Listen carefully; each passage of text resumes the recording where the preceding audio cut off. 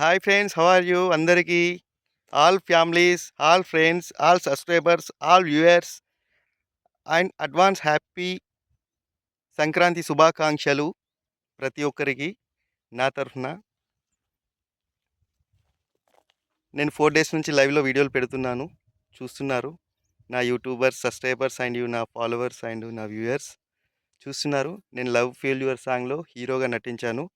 నాకు ప్రసాద్ గారు writer support చేయడం వల్ల నాకు ఈ ఛాన్స్ వచ్చింది. 4 డేస్ నుంచి ఆల్రెడీ లైవ్ వీడియోలు పెడుతున్నాను, మీరు చూస్తున్నారు.